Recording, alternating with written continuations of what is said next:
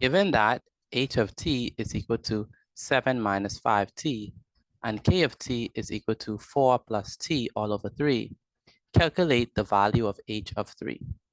Now we know that h of t is equal to 7 minus 5t, but our goal is to determine what is h of 3.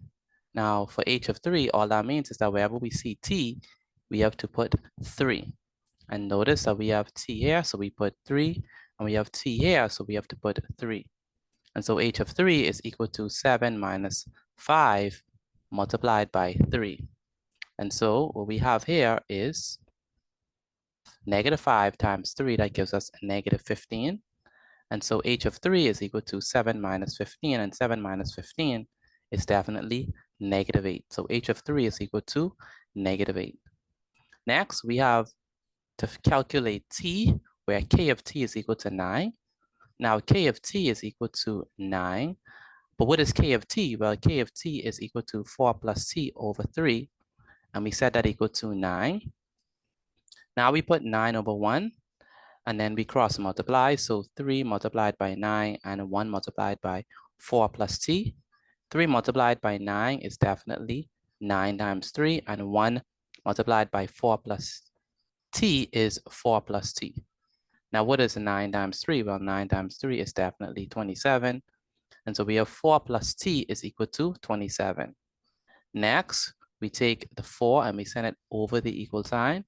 And so we have that t is equal to 27 minus 4. And 27 minus 4 is 23. So t is equal to 23. And that's the answer for this question. Next, we have to figure out a simplified expression for k of h of t. Now, k of h of t is actually a composite function. So we have two functions, all right? We have two functions. K is the parent function and h is the baby function. And we have to put h of t inside of k, all right? So h of t is the baby function and k of t is the parent function. And we have to put h of t inside of k of t.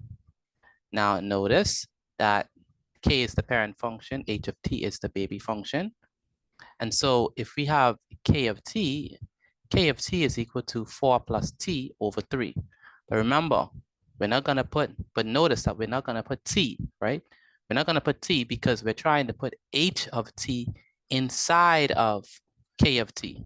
And so what does that mean? That means that wherever we see t, we're going to put h of t. And so h of t is here and h of t is here. So it's 4 plus h of t all over 3. And so what is h of t? Well, h of t is definitely 7 minus 5t. All right, so h of t is definitely 7 minus 5t. And so we have 4 plus h of t. So instead of putting t, we put h of t. But what is h of t? H of t is 7 minus 5t. So we put that here. And so we have to simplify this expression. And so we have 4 plus 7 minus 5t. What is 4 plus 7? Well, 4 plus 7 is definitely 11. So it's going to be 11 minus 5t all over 3. And so that's what k of h of t is. It's equal to 11 minus 5t all over 3. All right, next we have to figure out the inverse of k. So k inverse of t. The first thing that we're going to do is we're going to set k of t equal to y. All right, so we set k of t equal to y. So we have y is equal to 4 plus t all over 3. Next thing that we're going to do is we're going to swap y and t. And when we swap y and t, we get t on this side, y on this side. And the next thing we're going to do is we're going to solve for y. So we have to cross multiply. So we have 3 multiplied by t, which gives us 3t. And we have 1 multiplied by 4 plus y, which is 4 plus y. Now we're solving for y. So we take the 4, put it over the equal sign. So we have 3t minus 4 is equal to y. But what is y? Y is k. And so I'm sorry, before we figure out what y is, what we did is we have y is equal to 3t minus 4. And so we switch it. So that means that y is equal to 3t minus 4. All we did was that we just switch. We put the y, it was on the right-hand side, we put on the left-hand side. And we have this on the left-hand side, we put on the right-hand side, but it's still saying the same thing. Y is equal to 3t minus 4. It's still saying the same thing. y is equal to 3t minus 4. But what is y? Y is equal to k inverse of t. So k inverse of t is equal to 3t minus 4. And that's the inverse of k.